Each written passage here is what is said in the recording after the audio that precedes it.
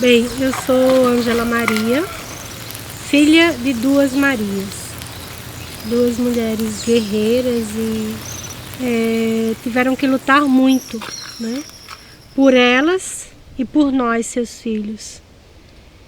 Então, primeiro a Maria de Lourdes, minha mãe biológica, mulher solteira que teve inicialmente 2 filhos, né, ainda solteira, e depois casou e teve mais 3 filhas.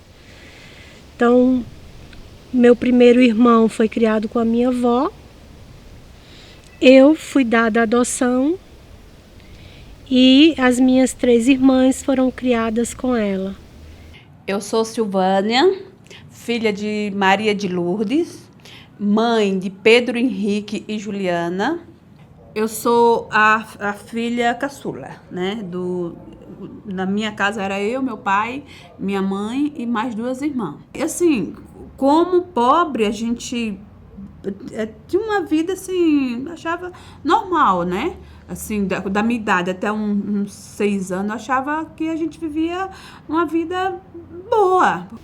Por toda a situação, por toda a condição delas, minhas irmãs não puderam estudar, as minhas irmãs tiveram que trabalhar logo cedo como empregadas domésticas e eu fui dada a uma outra Maria, a Maria Augusta, guerreira também, que já tinha 6 filhos e que também lutava e que me deu uma vida com escola, podendo não precisar trabalhar, né? Tendo uma vida que deveria ter, né? Brincando, estudando e crescendo de forma saudável, coisa que as minhas irmãs não puderam vivenciar. A gente brincava muito de amarelinha, a gente brincava de queimada, a gente brincava no rio, tomando banho, tinha as pedras, a gente pulava nas pedras, eu sabia nadar não, sabia me virar, né, assim, para não se afogar.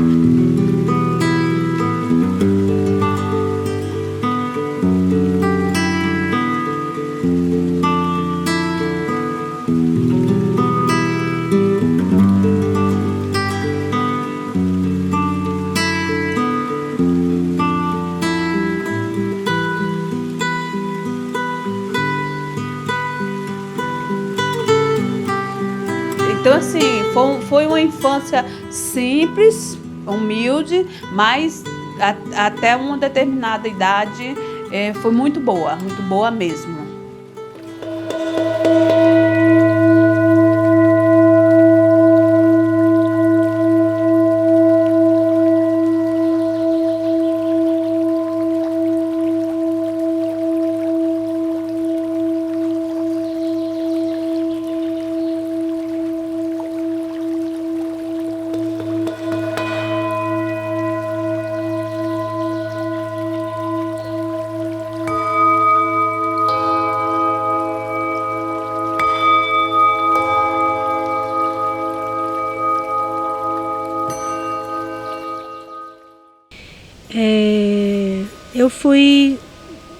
Eu fui, digamos assim, criada, né, por Maria Augusta e ao mesmo tempo tinha um sentimento de abandono, né, porque ser filho adotivo pressupõe que alguém te abandonou.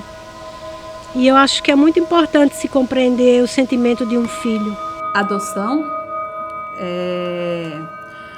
a pessoa tem que estar preparada. Tem que estar preparada assim, que você vai criar um filho que não é seu sangue, mas que você crie com dignidade, que você crie, que você dê ele a mesma chance que você daria ao seu outro filho, que aqui seria seu filho de sangue. Culturalmente, no interior de Alagoas, vê muito a situação de crianças ou adolescentes que são tiradas dos seus lares ou entregues por suas famílias devido à sua situação econômica para a casa de terceiros. Essas famílias que acolhem ela, na verdade, usam a expressão de filhas de criação para substituir o que na verdade é o trabalho infantil doméstico, pois na maioria das vezes, na grande maioria, não existe vínculo laboral. Elas exercem funções, trabalham e não recebem nada em troca. De imediato, quem ia ser a minha irmã mais velha, do meio, a do meio. Aí ela não quis ir. Aí minha mãe falou que eles pediram para que eu fosse, para cuidar do menino. E aí eu fui, né? Fui com eles na expectativa de que eles iam me pôr para estudar. Falaram para minha mãe que ia cuidar bem de mim, que eu ia ser diferente, que então, e eu acreditei.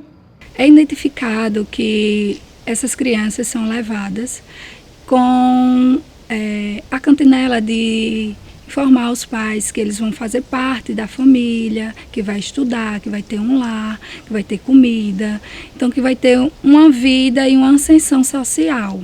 E, na verdade, quando essas crianças chegam a esses novos lares, elas se deparam com outra realidade. Atividades rotineiras, em atividades dentro de casa, com a organização do lar, cuidando de crianças menores que elas. Muitas vezes elas são excluída do meio social, não tem acesso à educação, à escola, nem a outras crianças, momentos de lazer e até mesmo elas não têm mais acesso a ver e visitas da sua própria família. Esse tema ele é muito complexo, porque por trás dele existem sempre inúmeros debates em inúmeros aspectos diferentes. Seja o aspecto jurídico, seja o aspecto cultural, seja o aspecto econômico. E uma polêmica imensa em torno desse tema, porque ainda hoje, né, isso afeta em diferentes interesses. Além disso, acaba afetando também muitas relações familiares e, portanto, também atingindo as pessoas de uma forma muito subjetiva e emocional. Então é um tema extremamente complexo e difícil de ser trabalhado. É que, na realidade, por trás de tudo isso, o que está mais em voga é uma outra coisa que não é dita. A condição de vulnerabilidade dos homens e mulheres livres e pobres numa sociedade marcada pelo paradigma da escravidão.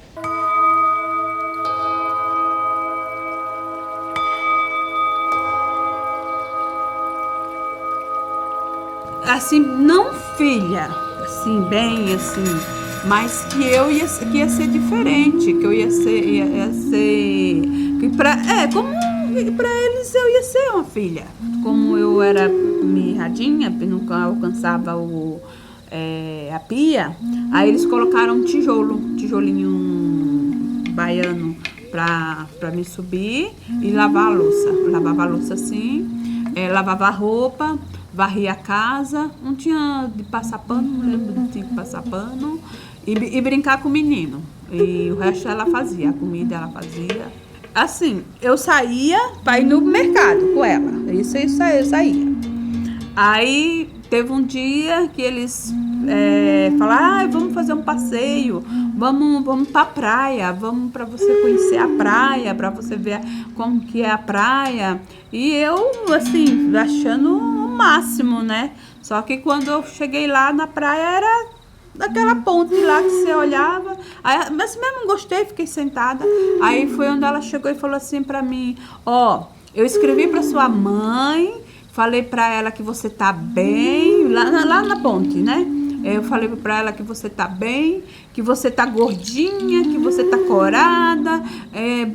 Ela mandou tirar uma foto pra mandar pra mamãe que eu tava assim. E eu não tava assim. Eu ficava pensando assim, ficava perto da pedra e pensando. Eu falei, um dia, eu falava, meu Deus, um dia eu vou embora daqui. E assim, era perto da rodoviária, né? Onde eu fui morar. Só que eu não era uma menina, eu tinha 9 anos e eu não era uma menina esperta. Eu era menina sapeca, assim, bem danada, bem sapeca. Mas ela não deixava eu sair, eu ficava presa, não deixava eu sair. Então, eu falava, meu Deus, quando é que eu vou sair daqui? E ela não deixava, não tinha como. Eu falava que eu queria ir embora, ela falava que não. Eu lembro que, assim, de manhã era 7 horas, acordava. E aí o dia inteiro ali, fazendo uma coisa, fazendo outra. Eu lembro, porque eu tenho essa imagem de quando eu ia dormir. Não que eu ia dormir, o patrão estava assistindo o Bem Amado, que eu acredito que era depois da novela das 8, que antigamente a novela das 8, né? E aí eu ficava no sofá, assim, deitada assim. Ele ia lá para perto da porta, onde tinha a pedra, que ficava bem perto da pedra, assim, e ficava fazendo gestos obscenos para mim ver, para mim. Mesmo eu fechava assim, coisa assim, mas eu conseguia ver. No começo ficou só no que ele ficava fazendo, né? Fazendo gestos obscenos. Só que depois um dia ela saiu e não me levou.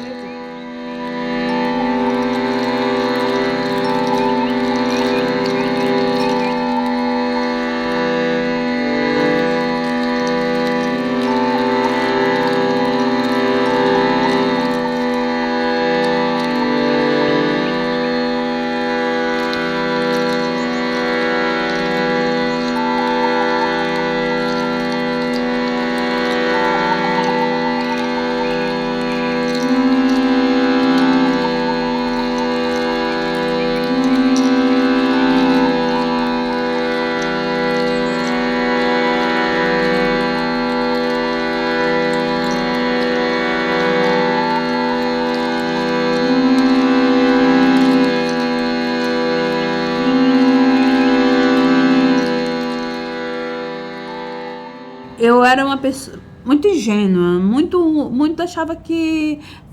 Falava, não, achava normal, mas eu queria sair dali. Eu sabia que tinha alguma coisa de errado, por tudo que eu estava passando. Quando ela falou da história, o banheiro, aqueles banheiros antigos, bem antigo, que tinha ferrugem, tinha umas coisas. Aí ela falou assim, você vai lavar o banheiro. Era azul com branco, né? Tinha o bidê, tinha o banheiro, o vaso e tinha o chuveiro. Vai lavar o banheiro. Aí eu peguei e não consegui limpar. Ela falou assim, se você não limpar esse banheiro, não conseguir tirar essa mancha, aí você vai apanhar. Eu vou bater em você. E foi justamente nesse dia que eu fui resgatada. Aí nisso eu escutei um barulho, e fui para fora para ver o que tinha acontecido. Ele estava sentado na calçada. A minha irmã mais velha, que já faleceu, ela estava procurando o endereço, não sei como, ela conseguiu o endereço deles e foi até ele. Ele falou assim, não, você não vai levar ela, você não vai. Aí a dona falou assim, cadê? Chama ela. Aí eu nisso saí, nossa, foi assim pra mim, uma emoção muito grande, parecia que eu não tô acreditando que eu ia sair dali. Eu tinha certeza que eu ia sair dali aquela hora. Eu falei, meu Deus, eu vou sair disso aqui. Gente, isso aqui não é um cativeiro, eu tô num cativeiro. Aí a senhora bem distinta, né, a senhora que tá com a minha irmã, ela falou, você quer ir embora? Eu falei, eu quero agora. Você vê que minha roupa, tanto que eu pus roupa molhada dentro do saco do lixo, pus um monte de coisa, o restinho do que eu tinha, o que não tinha, e pus dentro do saco do lixo. Aí ele falou, não, a senhora não vai tirar ela daqui. Aí ela falou, se ela não sair daqui, eu vou chamar a polícia e meus 2 filhos que é advogado. Aí foi onde, nossa, minha irmã, até hoje eu tenho essa dívida com ela, porque ela foi atrás de mim. Ela não me deixou sofrendo, não me deixou naquele... Porque eu só tenho essa ideia de data que eu lembro que o Papa levou o tiro. Isso eu lembro. Do resto, minha cabeça ficou deu um boom. Eu não lembrava das coisas, não lembrava de data, né? Porque não tinha, ela não ensinava nada pra mim. Eu comecei a namorar conheci meu marido aos 16 anos. Ele me apresentou a mãe dele, minha irmã tinha ido embora. E eu estava morando sozinha com 16 anos, aqui em São Paulo. Minha sogra me convidou para morar com ela. Ela me tratou como filha. Eu fiquei 1 ano e 8 meses morando com ela. E só saí quando fui para casar mesmo. Casar, ela ajeitou tudo para eu casei com meu marido na igreja, no civil, tudo direito. E até hoje moro lá com ela, só que nós moramos em casa separada, né? Ela tem a casa dela, mas ela cuidou de mim, ela que me... Até hoje, praticamente não, né? Até hoje ela cuidou de mim. Uma mãe de criação, mas coração, né? Você vê que o que ela fazia para a filha dela, esperava o horário chegar, tudo, ela fazia para mim.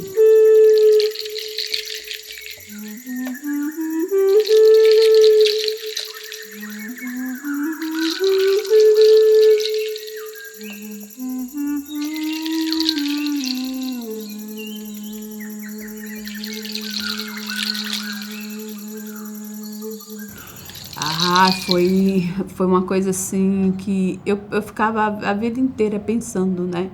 Na minha irmã. Meu irmão, eu tinha notícia, né? E ela, eu não tinha. Eu perguntava para um, perguntava para outro. E eu sempre queria ter notícia dela. Estava aqui gravando, irmão, falando sobre a nossa história e de como nós fomos pegando caminhos diferentes, né? E da luta da nossa mãe, né? E falei um pouco, né, de ter sido tirada dos braços dela, vamos dizer assim, né? E de como vocês, assim, tiveram que viver uma outra história. Então, gostaria que você falasse um pouco, assim, do seu sentimento, essa caminhada hoje, nosso reencontro. Nosso reencontro foi assim, eu que não suportava as redes sociais, falava, eu não quero, não gosto, não vou, mas quando eu tive a chance, que a nossa irmã falou assim, eu vi a Ângela numa rede social, acho que era no Face, foi no Face. Eu fiquei louca, eu falei assim pra Juju, faz um Face pra mim, eu quero encontrar, porque eu não tinha como ninguém, o telefone, saber como é que tava, sempre procurar.